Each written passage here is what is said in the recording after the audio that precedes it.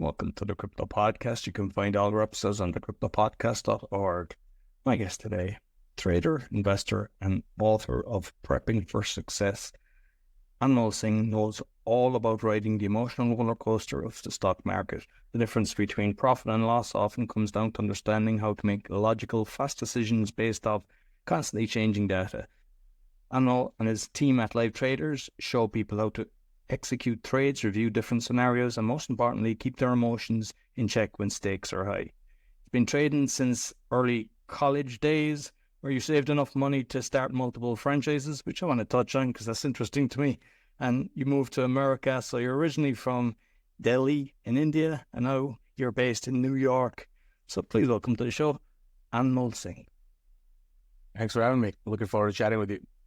So I suppose, first of all, your email, it's something that caught my attention. You've got a fantastic moving signature on your email, and then at the side is like all of the social media things. Very creative. Is that something that you just, how did you create that? Is there something that, is some software to do that? Because it's perfect. It looks brilliant. No, perfect. I'll definitely, suggest you. I saw an ad one day on Facebook. I think some company was advertising, and I went to their website. It was actually pretty good. I was like, okay, this is one way to, kind of distinguish yourself or differentiate yourself. So yeah, I loved it. I'll definitely connect you with them. Brilliant. Excellent.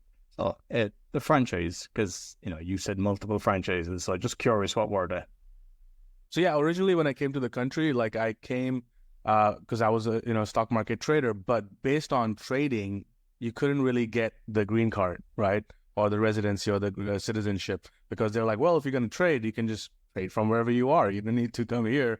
So then I was like, okay, if I want to come to the country the right way, I have to start a business. So I looked into different visa programs. One of them was called the EB-5, where, you start a business, you employ a few people, and then if you start a business and you employ people, then they can give you the green card. So I was like, okay, even though I didn't have any passion about it, it was an auto service center business. The franchise was called Meineke Car Care Center. They have all around America and all around the world. They have these service centers for cars.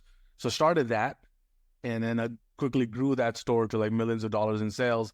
But it was just not my passion. I would be in the store like trading, while my manager is like managing, the store. And I had no desire or passion for that. So right before COVID, I got lucky. I got an offer. I ended up just selling that business and fully focusing on, what I do right now. Brilliant. So, you've obviously been with that plan and coming at an early age. So how did the whole trading start? Trading started for me in college, in my dorm room. I was in London in my dorm room, doing a business degree in college. And then there, there was in UK, you have to graduate with an internship or a work experience before you can finish. So they give you 1 year where you have to get an internship or a job. And for me, one of the issues was that I was not able to find a job. I was not able to get a job. So in that moment, I sat in my dorm room. I was like, okay, what can I do from home? What can I do from my computer? And I was a complete introvert, like always be on my Xbox. So I started in my dorm room, learning how to trade the stock market, started off with reading books, buying online courses, buying programs, attending these webinars, losing a lot of money too, because, majority of this industry is very hard to trust. You have to know the right people, right? If you don't know the right people, you could spend money with somebody who's just selling you a dream, right? And that's one of the things that I noticed until I found my business partner now, Jared. He was my mentor. He was the guy who taught me how to trade and get involved with the stock market. So, not just on trading, but a lot of the time people want to get into something and they find a course, and there's a lot of scammers out there, or there's people, they pretend they know what they're doing and they're not. How did you kind of filter through the weeds to find what was good? Yeah, so I took my time. So I attended like a lot of people, that back in the day, there used to be webinars, right? Free webinars. So I attended a lot of them, and a lot of the people were telling all the good things. Oh, trading is amazing. Trading is great. Here's how much money you can make. Turn 3,000 into 3 million. And for me, I was always like, my radar would go off. I was like, that doesn't seem right, And whereas this guy who I learned from, Jared, he would always talk about, this is the hardest thing you're ever going to do. You're probably going to lose money your first year. And then he would talk about his losing trades. Here's the trades that I lost money on. So like, that's a little bit different. That's somebody that I think is being honest. I could trust that. And he was able to share not just the goods and the bad as well every single day. And he would do it live in front of everybody. So that's what kind of got me, to trust him and be like, okay, if he's going to do it live every single day, then there's got to be truth to that. So I ended up signing up to the program. Took about a year or so, and then I finally started succeeding.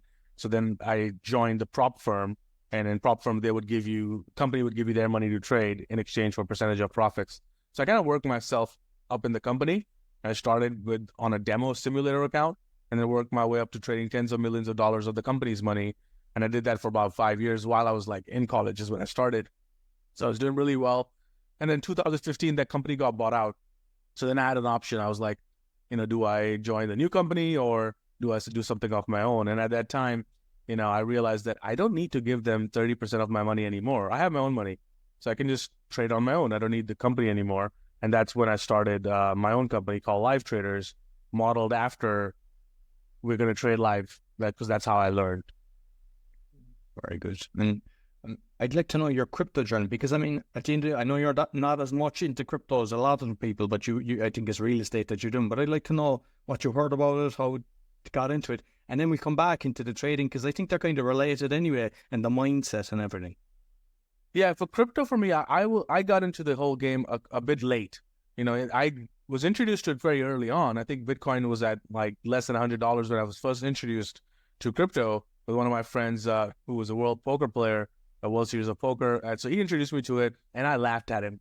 And he talked to me about Bitcoin. I was like, no way, come on, you're gonna lose all your money. And I was like, I still feel bad about it because we used to use Skype back in the day, so I still have the conversation on Skype. And I'm like laughing at him. And then it went to over $100. He's like, you should still trust me. It's not too late. You can still get it. And I was like, no way. I don't trust it. And, I'm a very conservative investor otherwise. So I was like, I don't fully believe in that. And then it went to 1,000. And then I was like, okay, for sure it's going to come back down. Now it's over.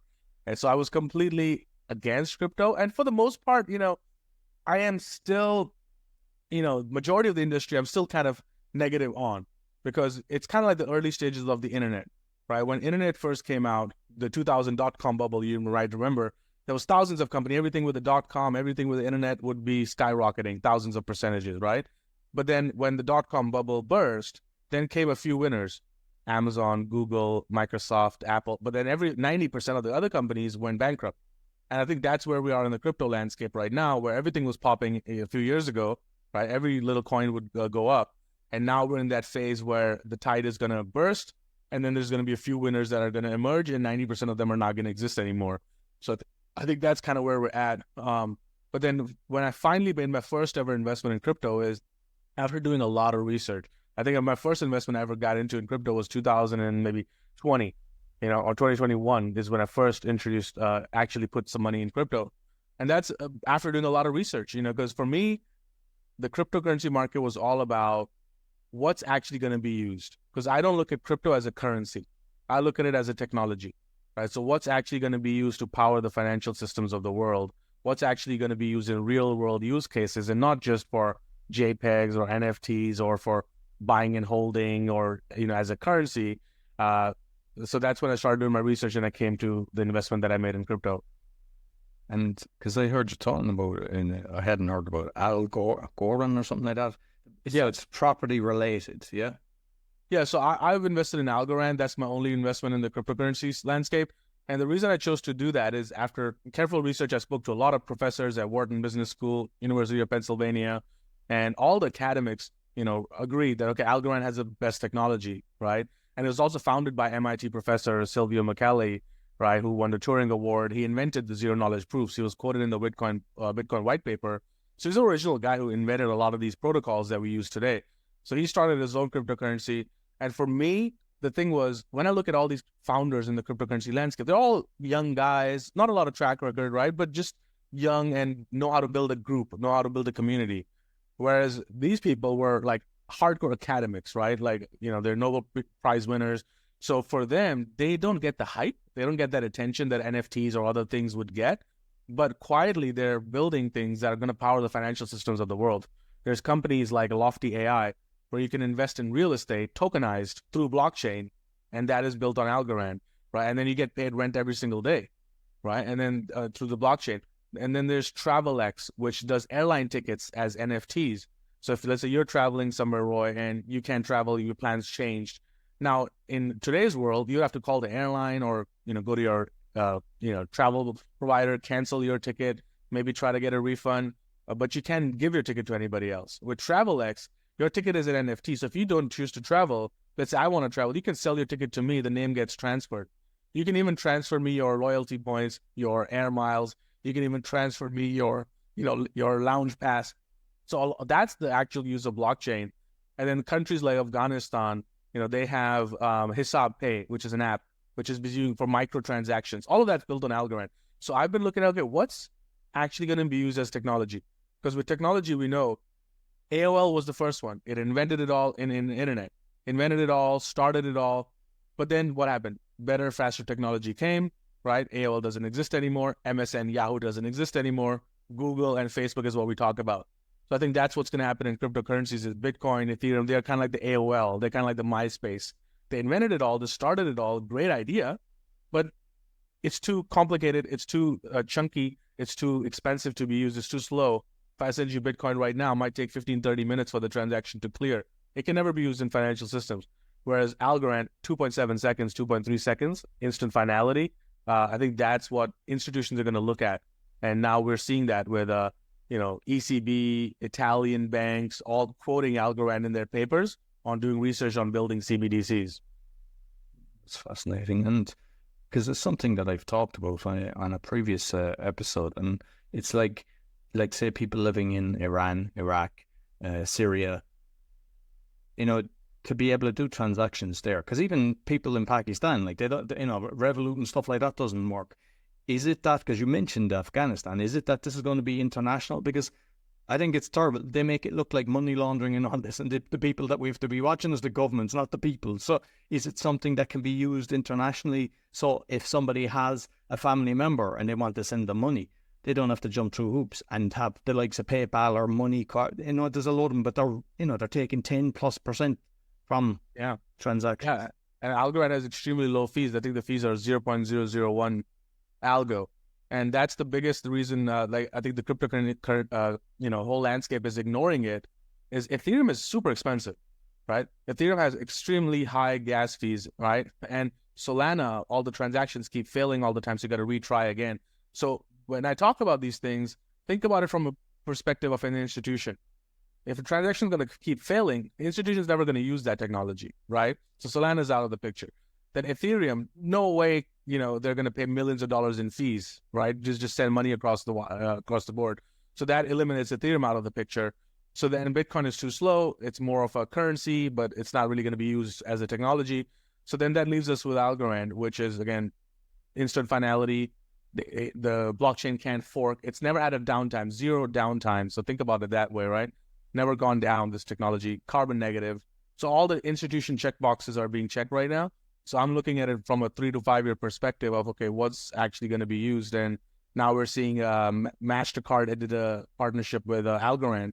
So you can have a credit card and spend it, and all that's through Algorand. And all these things are so under the radar that I feel the crypto, that's where the potential lies in this bear market, is that, well, while the interest rates are still high, people are ignoring it. They're sticking with Bitcoin, Ethereum, and everything that they researched 5 years ago.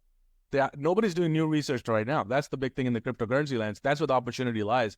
Everybody did their research in 2018, 19, and they haven't done new research on what's actually happening right now. And I think that's where a lot of the things are going to happen. And if you watch, soccer, FIFA uses Algorand for their NFTs. So a lot of the stuff is happening under the radar that I'm pretty excited about. That's fascinating. I wasn't aware of that. And, with the real estate, then that's, you can get paid daily. And I believe, I don't know, is it still the same? But when you were talking to somebody else, it was like as low as $50 investment. What's the kind of return on investment with when you're doing the real estate with that? Or is it fluctuated a lot? So on the website, they specify each property has a different targeted return. But it's just like investing in real estate. You get access to all the properties. You can look at the pictures. You can so it's not a pool. You decide which one you want to get into, is it? Yeah. So there's tons of different. So the way it's done is there's, let's say, hundreds of properties, and each property, let's say, is worth $5 million.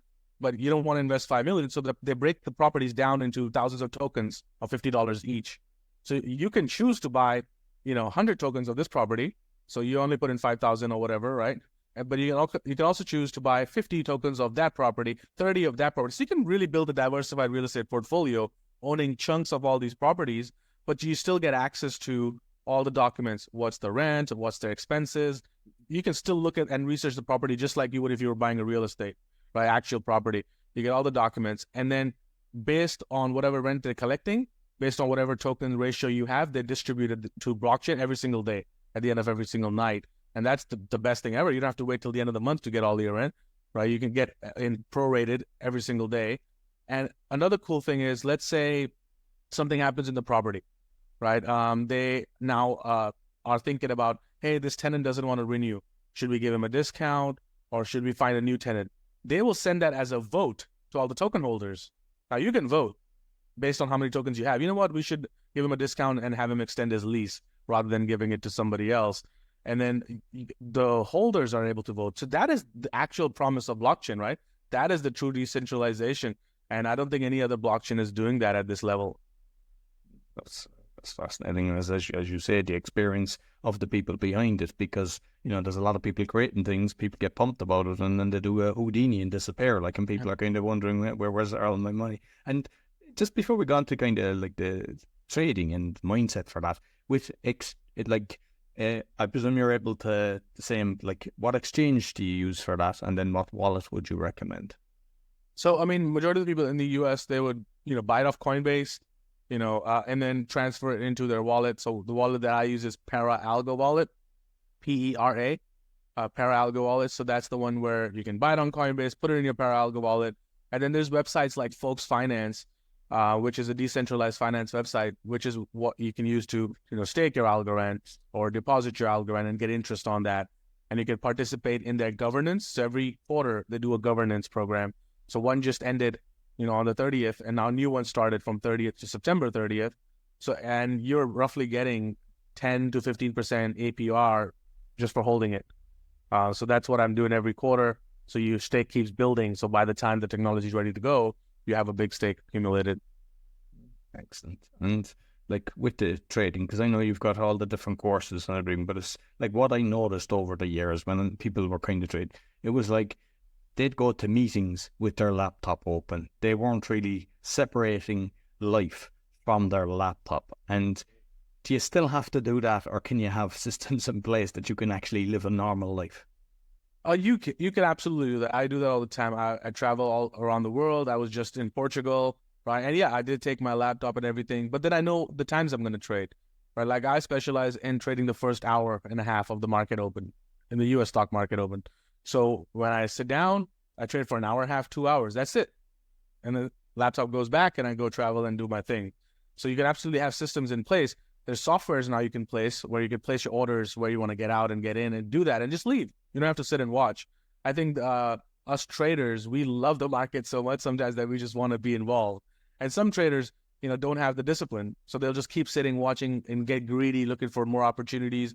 Or maybe they struggle, they have a bad trade, and now they want to get it back. And they just keep sitting in front of their laptop screens all day. And that's a negative way to trade. That's a negative lifestyle. So I'm more of a proponent of pick your times. So for me, 9 a.m. Eastern till about 12 p.m. Eastern is my time. I'll trade. I'll find good opportunities in that time. If I don't find anything, that's it. It's end of the day. I don't trade after that. Good strategy. And with everything with AI at the moment, is AI able to do better than the seasoned trader? I don't think so. I've been seeing this since last 10 years, people talking about systems, gray boxes, black boxes. Even back in the day, we used to have algorithms are going to be built and all these things are going to be built. I don't think it's ever going to replace individual traders. Big funds probably can use AI. They can use quants. They can use these black boxes, but average person is not going to have access to that, right? So I don't think it's ever going to change anything, because if the average person, the thing with algorithms is, let's say the average person has access. There's a software you can buy online that makes money with trading AI, right? Eventually, if that's true, everybody's going to get it and it's not going to work anymore. So we're going to go back to finding a new system. And for that, we need humans. We need actual people thinking about new systems, because you got to program the AI, right? So if some AI stops working, then who's going to program the AI? The humans got to program the new AI, and it's going to keep repeating itself. So I've seen this all over and over.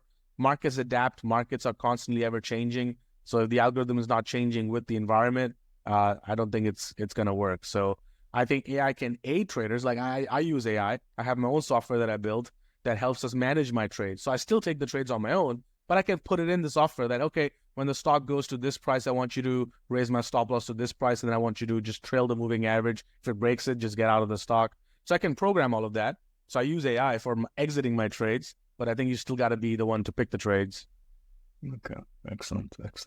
And I mean, I think it's kind of like social media as well, because there's people selling hundreds of different courses for people to grow their social media, and then there's everyone. But you seem to have done it very well. I was looking at your social media, like Twitter, 40,000, Instagram, 214,000, Facebook, 47, and you've got 21 million views on your YouTube. So, I mean, that doesn't come by fluke. That's kind of, I presume, obviously giving lots of value. But have you any kind of tips for people that are trying to grow their social media, because they're massive numbers?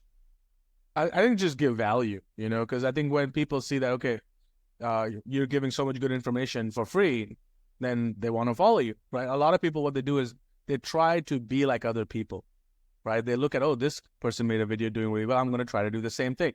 But people can see that that's not you. That's not your personality. You're trying to be somebody that you're not. And that never gets, any attention. So for me, a lot of the videos, we never plan them. We just like turn the camera on. All right, let's talk about this. Because we're just sharing. So it feels like, obviously, like you're a family.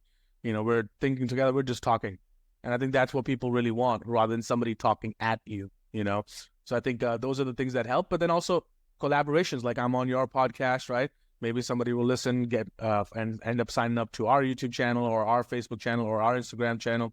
And then collaborating with other people in the same way, where either you're going on other people's shows or they're coming on your show, and then just keeping that going. And I think that really helps a lot. Right. I mean, I was looking at some of the, the videos and the Instagrams and stuff like that, but like you don't make it too complex, which I think is probably a reason for the success as well, because you're allowing the everyday person come in, not just the high-level traders.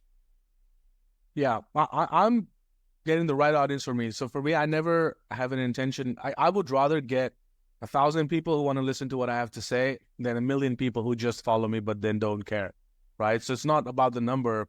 So for me, I just talk about whatever I want to talk about. I'm like, if people don't like it, great. I don't need it anyway. I make enough money trading, right? But if they follow, then I know that they are aligning with me. So I'm getting the right people, because then I don't have to change myself. I can just be myself how I am.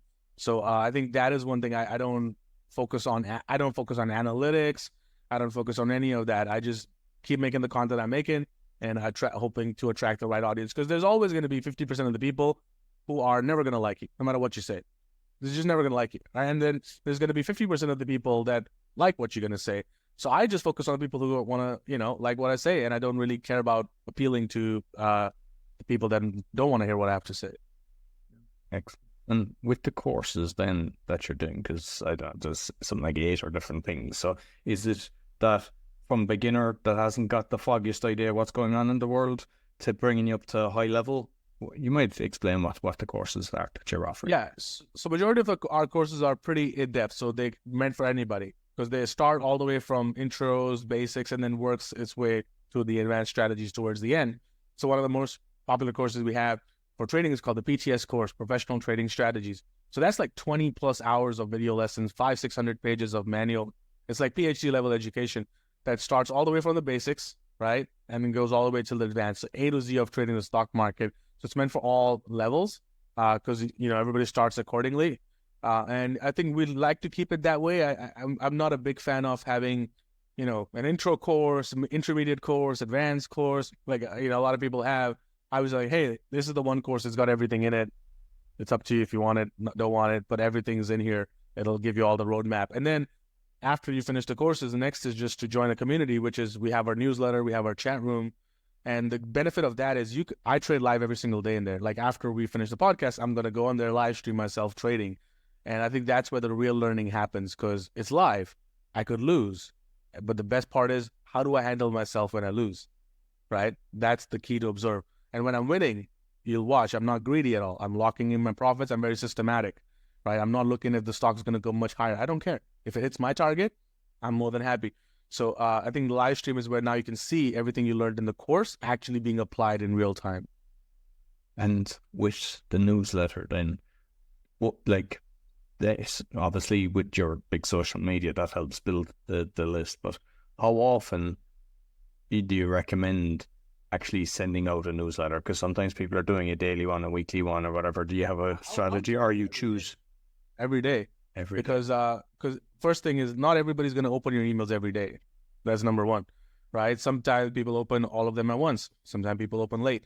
But every day, because if they don't want to, if you're sending them every week, they're already going to, this is such a fast environment, they're already going to forget about you, right? They're scrolling through social media like this, right? So if you're picking one post a day, it's already gone in the morning. Now nobody's seeing your content till the evening, right? Same with the emails. If your email's not coming in every morning at the top of the inbox, it's going down, right? Most people are not opening it. So they're going to go down. So you have to always stay at the top of the inbox. So it's got to be every day, because if they unsubscribe, great. They don't want to hear from you anyway. They're not going to ever buy or sign up for your stuff anyway, because they don't want to hear from you. If they're really bought in, if they really like you, then they would want to open your emails every day. So that's how you build the best community that actually want to hear what you have to say, and not focusing on people who don't want to hear what you have to say. I'm just curious, because there was a PR guy that was on one of my shows, and when people aren't opening it, do you delete them from your list so that you've got an accurate kind of list, or do you just leave them there? Because I get different kind of opinions. I go back and forth on that one too. So a lot of people say delete it. It helps the only benefit of deleting it is it helps your deliverability, right? Overall, I guess, rates and your statistics. And then maybe if you're paying for contact, it helps you save a little bit of money. But apart from that, I have people that didn't open my email for many years, and then suddenly they opened one and they ended up signing the most high ticket program that we have. So I keep them there, or you can always remove them, but put them in a separate list, but still touch base now and again, because it's probably not the right time for everybody. For example, like everybody in 2018, 19 was working, they had a job, they didn't want to quit their job, right? They had a good business going, and then so they never opened my emails. 2020, COVID happened, they lost their jobs, they opened my email. They wanted to learn how to trade because now they're stuck at home, right? So you got to know the timing. So I think just keep them there if money's not an issue. I know it costs to send an email, but just keep them there. I'm more on the boat of, I don't really care about the numbers or statistics, because I'm here to impact people. I'm here to change lives. So if they open my email after 1 year and I can help them, awesome. No, love it. And your book, Prepping for Success, and I mean, I was looking at the reviews. There's fantastic reviews, and a lot of people saying you must get this book. It's fantastic. The information shared, actionable steps, and everything. So you may just tell people what's included in it. Yeah. So this is a book that I wrote originally for myself, right? As notes to myself. These are things that I need to do in my own life to achieve the success that I want.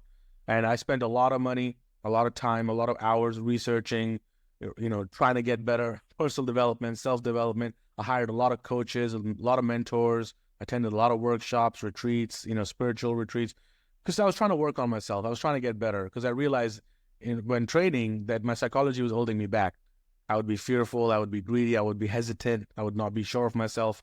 So I had to really work on myself. But then I realized that not everybody has that time or the money that I spend hiring all these coaches. I probably spend millions of dollars at this point, right? Even paying for charities to billionaires just to have lunch with them, donating to their charities. I did all that stuff. So this is the combination of everything that I learned. I put it in a book. Here's the 10 keys to success. Here's the 10 things you need to do in your own life to achieve the success that you want. Because you probably don't, and most people probably don't have the time to go through all the things that I went through to learn all of these things. And I distilled it down to just 10 things. And it's a very short read. If somebody picks up a book and starts reading it, 2 hours, probably going to be finished with the whole book. It's very short. And I made it very specifically short. Originally, when I wrote it, it was this thick of a book. And then I was like, well, if I write this thick of a book, it's going to be just like thousands of other books that people buy but never finish past the 10th page. They'll buy it, they'll keep it, but they'll never finish it. And I wanted them to finish it, so I chunked it down into this tiny little book that, and every chapter ends with, here's the 5 things you need to do before you move on to the next chapter. Because I don't want people just to say, oh, I read this book. Oh, I read tens of others of those books. I'm like, but why aren't you applying any of it? Right? So that's why every chapter ends with, you need to apply this first before you can move on. Because I don't want people to be information hoarders. I want them to actually execute on what they're learning. Beautiful. Love it. You were coaching and training traders and investors. I don't know actually the number, but like 1,000 or something. You've done a lot of, and kind of what have you learned? Because I presume, like when you become the teacher, you're still learning yourself because you have to kind of simplify it for some people. But like when you do that kind of numbers, how has that made you evolve? And your experience with teaching people then from the first kind of 100 to the last 100. Oh, it absolutely changed my life. It made me a better trader. Because when I started coaching, it was just for fun, right? I'm doing this online thing, make some videos, I'll do it for fun. And, I was making good money trading, but I wasn't making great money. I was making maybe, I don't know, $200,000, $250,000 trading, but I was still teaching people even while I'm doing that. But then as I was teaching them, I got better, right? I got more confident. I got more sure of myself. And because I had to simplify it for them, I developed my concepts and my strategy even better because I had to teach it. So I became more clear on my own strategy that helped me cross from 6 figures to actually 7 figures from trading, right? And that all happened because I was coaching others, because coaching others ingrained it all in me. And then more importantly, because I have to do it live on the live stream every single day, it kept me accountable. I can't do anything stupid. There's thousands of people watching me trade, right? Or I can't be stubborn if I have to take my losses quick. So all those good habits, because people were watching me, I think that kept me accountable on the live stream, and that made me a whole lot better trader. But one thing I've discovered after coaching thousands of traders at this point is that there's literally, the psychology is the difference maker between people who make it and people who don't, right? Psychology is absolutely the difference maker, because anybody can learn how to trade. Anybody can take the course and in a weekend they can learn how to trade, but not everybody's going to apply it. Not everybody's going to execute on it, right? Or some people might try to tweak the strategy, optimize it, fix it, try to get there faster. And in so doing, they never get there because they just don't follow something to fruition. They always try to halfway, let me try this new thing. Let me try this shiny object, rather than just doing this one thing for 10 years and then letting it, give you the results. So I think that's one thing I discovered is the psychology is absolutely the biggest difference maker.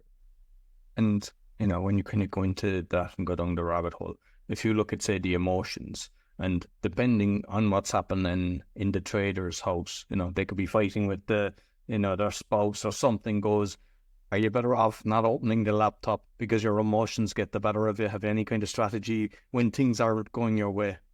Oh, absolutely. I mean, we actually have this in the course. If you're not feeling well, don't trade, right? If you have an argument with your, wife or something, don't trade. Like anything that is mentally on top of your mind, you don't want to trade because you're going to bring that to the market, and then you're going to start to project your feelings onto the market, and market doesn't care. Market doesn't care about your feelings. Market's going to do what it's going to do, right? Market doesn't care if you're a CEO. Market doesn't care if you're a janitor. Market is a market. It treats everybody the same way. And you have to be emotionally very objective when trading. So if anything else is taking your mind space, it's better not to trade that day. Just come back another day. Market's open. The market's going to be here tomorrow. So no rush. Very good. And I heard you, I don't know, was it one of the shorts or something like that, but I mean, I'm always looking at kind of tax optimization, not avoidance, optimization, big difference. And, it's not just the States where the roads are destroyed and everything is, and I think you mentioned Dubai, that is, but for those that kind of, I won't say get lucky, but those that are consistent and follow the rules and actually end up doing very well, for optimization, what's the best strategy? And is it something that you cover as well? Honestly, the best strategy is to find the best accountant you can find in your city, right? Like the best one, the most expensive one, find it and pay him. Because a good accountant is going to save you more than what you pay him, right? So a lot of people say, I don't want to pay to this accountant. He's going to charge me $3,000 for a consultation. He's going to charge me $5,000 to file my taxes. I'm like, yeah, but if he's good, he's going to save you a lot more money than what you paid him. So if you paid him $7,000, he should be saving you 3 times that in your taxes. So it's a good way to do it. A lot of people go with the cheapest accountant, right? Or somebody who was suggested by their friends or family. Oh, my dad used to use this lawyer. My friend said he uses this accountant. He referred me to him. A lot of people use the accountants that are referred to us by other people, but you got to find the best one, right? The most, like my lawyer, even when I didn't make any money, right? My accountant and my lawyers, even when I didn't make not a lot of money, I came to New York City, I went to Wall Street and I hired the best accountants, right? The best accountants that are working for big Wall Street firms. Even though they were super expensive at that point, it was worth it. So I think that is the best advice. It's not to try to find these, small ways to save money like home office, all of that. If you have a good accountant, let him handle it. And I try not to get involved in any of the processes of what's happening. I just know that I have a best accountant. He's going to treat it like his family. He's going to treat it like his own taxes. And I don't, go into what they're doing, how they're doing it, and all these little strategies. Because I think as a business owner, as a trader investor, you need to focus on what you're good at. Go out there, get out there and make content, do your trading, do your investing, do the business deals. And I want to focus on that. And I trust that my team is going to handle all of the other stuff. Excellent. And, your business partner then, just finally, sometimes people kind of like to do things on their own. But when you bring two brilliant brains together, it just doesn't double, it kind of multiples. And what was the advantage for both of you and what you've seen? Because it's obviously worked long term, not just a short term thing coming together. Oh yeah, we've had our fair share of arguments all over the years, many different times, and many different times we thought about, we're just gonna go separate ways. That's the nature of partnerships, right? It always happens, but you gotta again bring your mindset and psychology into it and be mature about it. Right. So I think the reason why our lasted long is we're both very objective people, right? We might get emotional in the moment, but then we always go back and reflect. And I think that's the biggest thing. A lot of people are very emotional and they make decisions in the midst of the emotion. Whereas when we're sometimes arguing or not getting along, we'll be like, okay, let's sleep on that. Let's regroup in 2 days. Right. And then by that time, we already calmed down and we're like, all right, let's do what's best for the business. Right. So I think that is what you got to get your conversation to. So that actually definitely helped that both of us had mutual respect for each other, right? Number one, as people, but also as traders. So we both respected each other. For me, I respected him because, he taught me how to trade. So, there's a back of the element of, he kind of gave you the start. So then, you don't want to be, I'd like to be nice to people. I like to be loyal to people, right? So I think that's one of the biggest things. But then, thirdly, as I said, arguments will absolutely happen in partnerships. It's part of cost of doing business. But you both got to bring, if it's a two partnership, separate things for the company. Meaning if you're both good at one thing, there's going to be arguments. Whereas now I know he's good at this one thing that I'm not good at, and I'm good at this one thing he's not good at. So we're complementing to build a business. Now, if one pillar falls away, the business is not going to succeed on the one pillar. But that's why I think you need to have a partnership, not just based on friendship or for liking a person, but they need to do something that you cannot do. Because then you respect that person a lot more. Yeah, I think that's, I've had a lot of different businesses and partnerships as well. And I think it's very important that you can actually, in the heat of the moment, you can kind of walk away and then reflect and kind of talk a day or two later rather than making a split decision. Because a lot of people, they have an argument and one gets very emotional and they end up breaking something that they both could make, fantastic money, but it ends up not working because both their skill set is needed to make the cake, let's say. Yeah, definitely. And I don't think emotions should have a place in business. You will never be unemotional, but the key is to notice that, okay, when we're having emotion, okay, now what's best for the business, right? Because business is a separate entity. That's how we need to look at it. It's not my business or his business or our business. It's a business. It's a separate entity. What's best for the entity? I think the same thing actually applies for relationships. Right? You have your, you have your wife, but then you have the third entity, which is the marriage. So what's best for that? I think so that's when you always look at other things as a third entity, that's, I think, keeps you objective.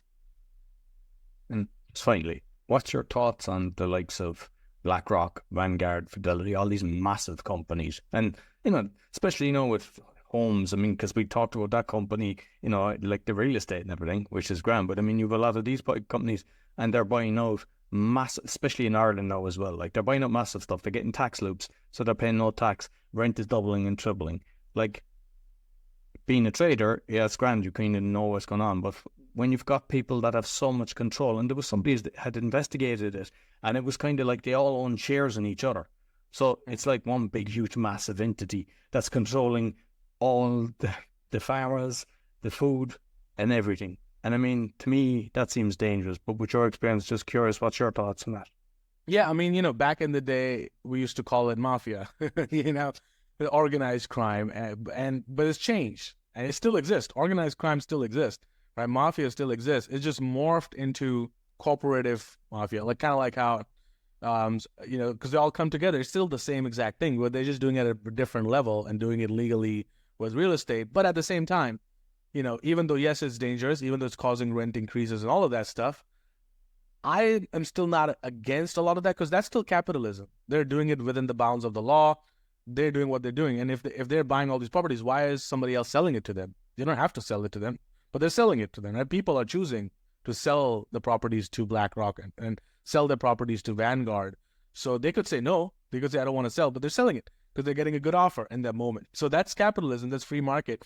I think the only way to defeat it is not to try to break them apart, because, hey, if it's a business, they're allowed to grow as much as they want to grow, is that smaller, companies need to come in. You, me, 5 other people, we need to team up and start having our own real estate company, right? And start building and growing that company so we have our own property. So there's a competition to that. The only way to defeat monopoly or big corporation is through competition. Other ways don't work. Because if you talk about government intervention, well, then why is the government getting into our business? That's not capitalism. That's kind of socialism, right? So the only way to defeat those type of things, and it's zooming in for effect, I don't know why, but, yeah. Highlight what you're about to say. So, you have to sort of defeat it through capitalism. So I think it starts with grassroots people starting their own companies and choosing, hey, we can buy the property too.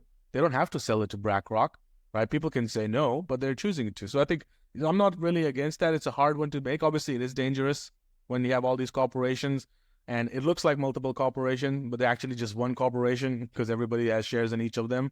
So still one big entity, and they make all these rules in like World Economic Forums, sit down and, create all these things together. But at the same time, they're doing it legally. So we just need to defeat it through competition. Beautiful. Love it. Love it. So you might let people know how they can find you. Yeah, the best way to find me on social media, I'm most active on Instagram and Twitter. My username on both of those is Delta90, DELTANINETY. It was a trading term I used a long time ago, and I've just kept the username the same. So Delta90 on Instagram and Twitter. And then my website is unmol.net. That's where you can learn about all the different things that I do at unmol.net. And if trading is something you're interested in, you could also go to livetraders.com. That's where we talk more about trading and investing. And my book, Prepping for Success, that's on Amazon, Audible, Barnes & Nobles, wherever you get your books. And did you do the audio for it? So I had the narrator do it, but then at the end of every chapter, I come and I give my opinion on it. So I let him narrate the book, and then I come on and I break down every chapter at the end in my voice. Okay, perfect. So what I'll do is I'll make sure all the social media, the different websites and the book, I'll put the links both on the audio and the video. Thank you very much. Thank you. It was great chatting with you. Well, so that's all for the Crypto Podcast. You'll find all our episodes on thecryptopodcast.org. Be sure to comment on what we discussed. Be interested to see what you say. Until next week, take care. So I hope you enjoyed this week's episode. As mentioned at the start, you'll find my 6 podcasts on bio.link/podcaster. And also, if you'd like to start a podcast or do a podcasting tour, you'll find the information on that or on the QR code that's there. Be sure to give us a thumbs up, 5-star rating, and share with your friends because it really helps. Until next week, take care.